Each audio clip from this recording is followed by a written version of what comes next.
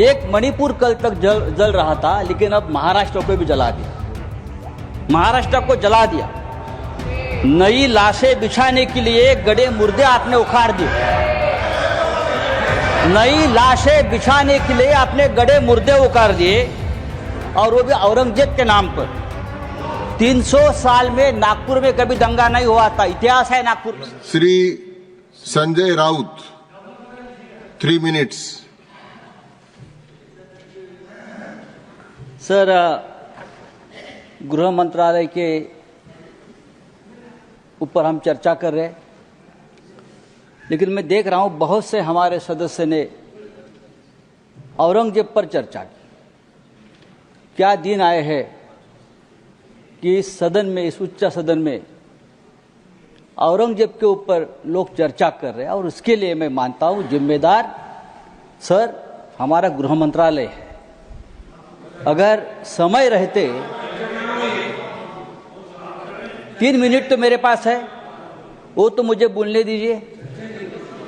अगर गृह मंत्रालय ने, देश के गृह मंत्रालय ने ऐसी जो ताकतें हैं, जो बार बार इस देश में औरंगजेब का नाम लेकर इस देश में अस्थिरता पैदा करने की कोशिश की, उसमें कुछ लोग ऐसे हैं जो महाराष्ट्र में मंत्री है, जो केंद्र में उच्च पदों पर है, तो उनको अगर हम रोके नहीं तो ये देश एक नहीं रहेगा, ये देश अखंड नहीं रहेगा।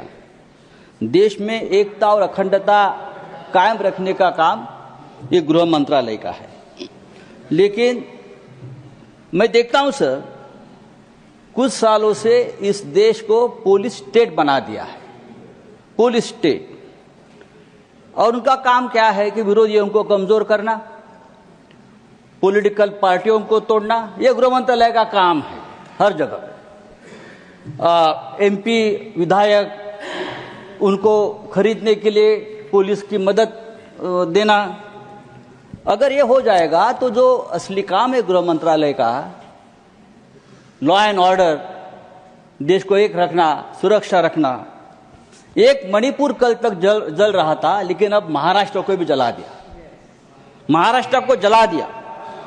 नई लाशें बिछाने के लिए गड़े मुर्दे आपने उखाड़ दिए।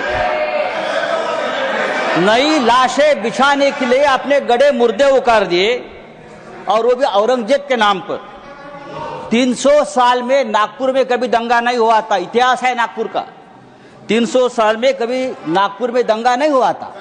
नागपुर जैसे शहर में अगर दंगा होता है, और वो भी हमारे महाराष्ट्र के मुख्यमंत्री के विधानसभा क्षेत्र में, अरे मैं ये कहना चाहता हूं, अगर आपको औरंगजेब का कबर तोड़ना है तो बेशक तोड़िए। आपको किसने रोका? आपकी सरकार है केंद्र में, और महाराष्ट्र में आपकी सरकार है।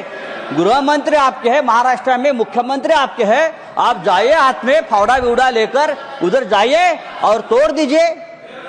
लेकिन आपके बच्चों को भेजो, हमारे बच्चों को मत भेजना। आपके बच्चे विदेश में पढ़ रहे, आपके बच्चे विदेश में काम कर रहे, और जो गरीब बेरोजगार बच्चे हैं उनका आप दिमाग माननीय संजय राउत जी, भाषण समाप्त लगा दिया है। सर, मैं कहता हूं ये इस प्रकार का काम रोकने की जिम्मेदारी